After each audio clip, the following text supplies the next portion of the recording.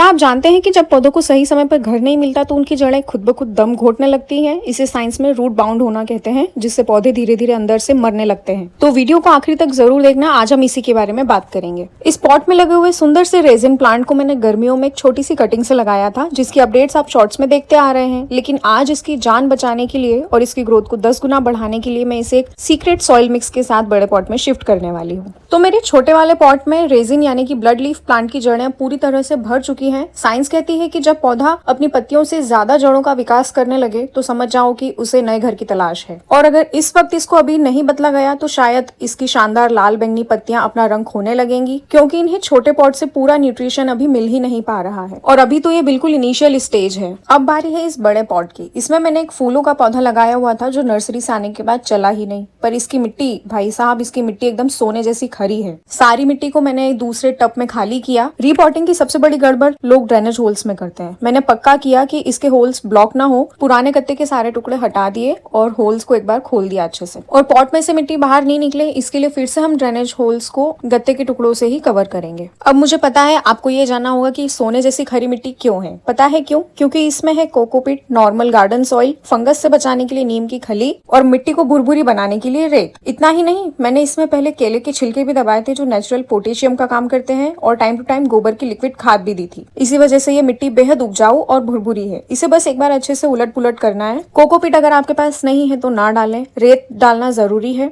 लेकिन वो रेत कोई सी भी हो सकती है। नीम की खली नहीं है तो आप हल्दी डाल दो। लगभग आधे गमले को मैंने मिट्टी से भर दिया है। और अब छोटे पॉट से पौधा निकालने की निंजा टेक्निक देखिए। पौधे को नीचे से साइड से थोड़ा हल्का हल्का दबाना है, उसके बाद हाथ पे आराम से पलट देना है। इससे आपका फंसा हुआ पौधा भी आपको परेशान नहीं करेगा और आसानी से सीधे साधे बच्चे की तरह बाहर आ जाएगा। क्लास, चलो आओ टिप नोट करो। अगर आप पॉट को जमीन पर ठोकेंगे और अगर आपकी मिट्टी भुरभुरी थी तो मिट्टी बिखर जाएगी, ये ध्यान रखना। इसलिए सिर्फ दबाना और देखते ही देखते होने वाला है जादू। खुल जा सिम सिम। साइंस कहता है कि अगर रीपॉटिंग के समय जड़ों के आसपास की मिट्टी को छेड़ा नहीं जाए तो पौधा कभी भी रीपॉटिंग के शौक में जाता ही नहीं है और नए पॉट में तुरंत से सेट हो जाता है। इसलिए ये बात आप भी हमेशा ध्यान रखना, जब भी आप पॉटिंग कर रहे हैं तो आप जितनी कोशिश कर सके उतनी कोशिश कीजिए और रूट्स को बिल्कुल भी छेड़िए मत। अभी देखिए, मैं भी इसमें बस ये जो नीचे गत्ते के टुकड़े चिपके हुए हैं या कागज के टुकड़े चिपके हैं, सिर्फ उनको हटा रही हूँ। कहा था ना मैंने, ये अभी सिर्फ इनिशियल स्टेज है। अगर अभी इसका ट्रीटमेंट कर दूंगी तो ये शॉक में जाएगा ही नहीं। अब हमारे प्रोडक्ट को दूसरे हाथ पे पलटेंगे बड़े आराम से और गमले में जो आधी मिट्टी भर के हमने सेट किया है अभी, उसके बीच में आराम से रखेंगे। और जब पौधा आपके हाथ में ही हो तो एक बार चेक कर लें कि इसे कितनी गहराई की जरूरत है। अब आसपास से अपनी वही शानदार भुरभुरी मिट्टी भर देंगे और हल्के हल्के हाथों से हम इसे दबा देंगे।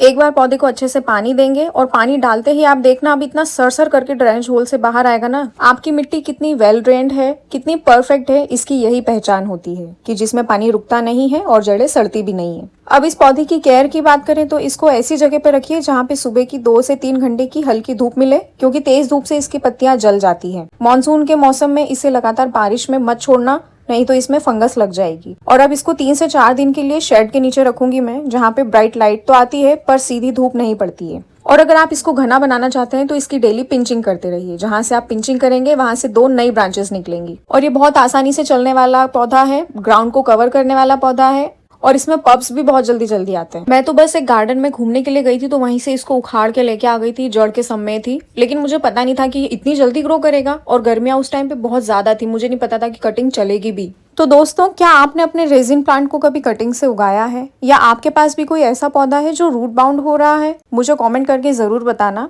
और अगर आज की ये साइंटिफिक इन्फॉर्मेशन और रीपॉटिंग का तरीका अगर आपको अच्छा लगा है तो एक दिल फेंक के मार देना, मतलब वीडियो को लाइक कर देना और मुझे थोड़ी सी शाबाशी भी दे देना। और अगर आपने अभी तक मेरा चैनल सब्सक्राइब नहीं किया है तो सब्सक्राइब कर लेना। बहुत सारी चीजें मैं बताती रहती हूँ और क्योंकि मैं भी घर की चीजें ही सबसे पहले यूज करती हूँ, फ्री चीजें ही सबसे पहले यूज करती हूँ, तो मैं वही सारी चीजें अपने वीडियोस में बताती हूँ और आप उन पे भरोसा भी कर सकते हैं। पता है क्यों? क्योंकि मैं हमेशा आपको अपडेट्स भी देती रहती हूँ। तो चलो, बहुत बातें हो गई, अब अगले वीडियो में मिलेंगे। Thanks for watching, bye.